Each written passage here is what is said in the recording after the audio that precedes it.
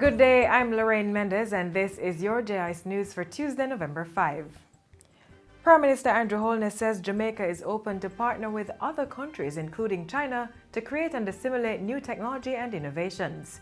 He says this collaborative approach will effectively tackle the island's resilience and sustainability challenges. We are excited to explore with your country the possibilities of pairing Jamaican minds and aspirations with Chinese experience and know-how in areas such as renewable energy, water security, agriculture, healthcare, and STEM education. Prime Minister Holness was speaking Tuesday at the opening ceremony of the second China International Import Exposition in Shanghai.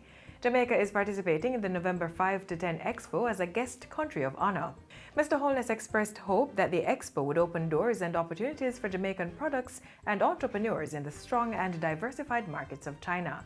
He also called for greater Chinese investments in various sectors of the Jamaican economy to include infrastructure, logistics, transport, mining, and financial services. The country currently benefits from 16 registered Chinese companies, which are pumping $3 billion into the Jamaican economy. Jamaica is open for your business. My government's vision is to establish Jamaica as the place of choice to live, work, raise families, and most important, to do business. The Ministry of Local Government will be distributing 25 2,000-gallon water tanks across all municipal corporations. The water relief program is to improve access to the commodity. Portfolio Minister Desmond McKenzie says millions of dollars were spent during the 2019 drought period to truck water to affected areas. He says the measures now being implemented are to prevent a repeat of the situation at the level experienced earlier this year.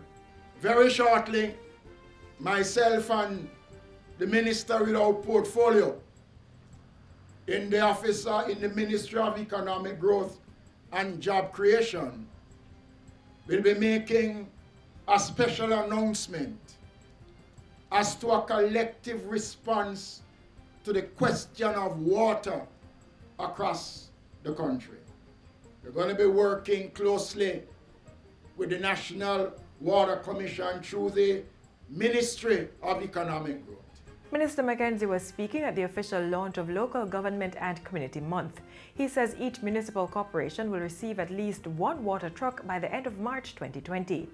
Other measures include setting up water shops in more communities, with 2 scheduled for commissioning this week in Portland. In the meantime, rainfall over the past few weeks have eased drought conditions in the Kingston and St. Andrew metropolitan area. Minister without portfolio in the Ministry of Economic Growth and Job Creation, Senator Pernell Charles Jr., says this has also increased water catchment. Minister Charles says storage levels at the Hermitage Dam is above 95%, and Mona Dam, which is twice its size, is at 90% of capacity.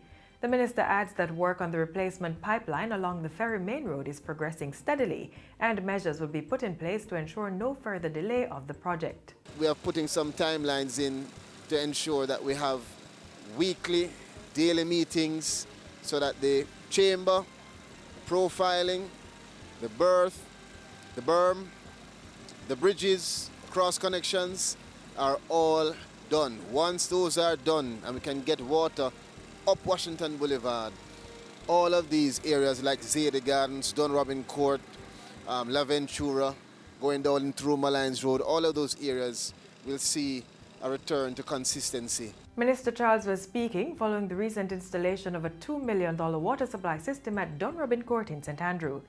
Installed by the National Water Commission, the system includes 4 1,000-gallon water tanks and a pressurized pump. The Commission will fill the tanks 3 times per week, bringing reprieve to residents who have been severely impacted by the break in the 18-inch transmission main. The Jamaica Urban Transit Company, JUTC, is looking to increase its fleet of buses with the acquisition of diesel and electric vehicles.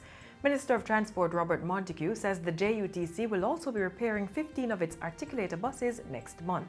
Electric buses are much more expensive to acquire, but they are cheaper to maintain.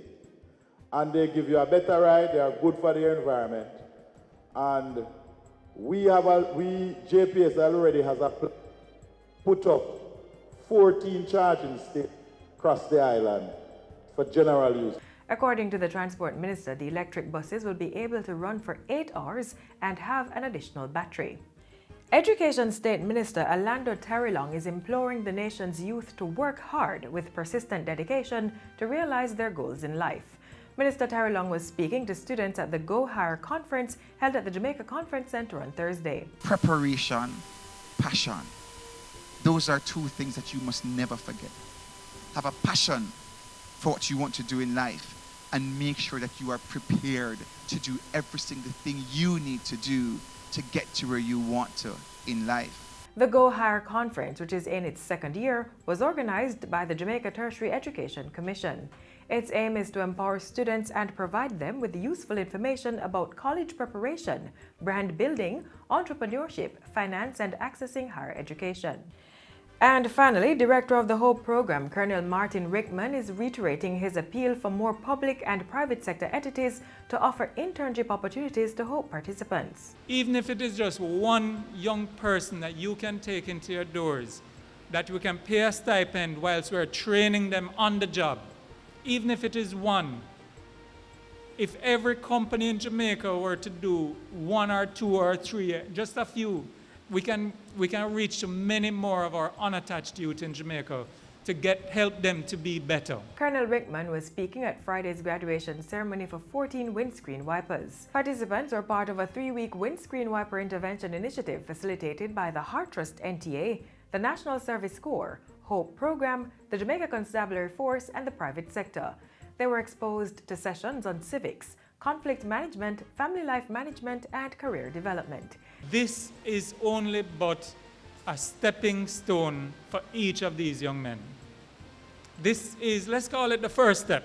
I don't think it is, but this is a first step in their successful futures.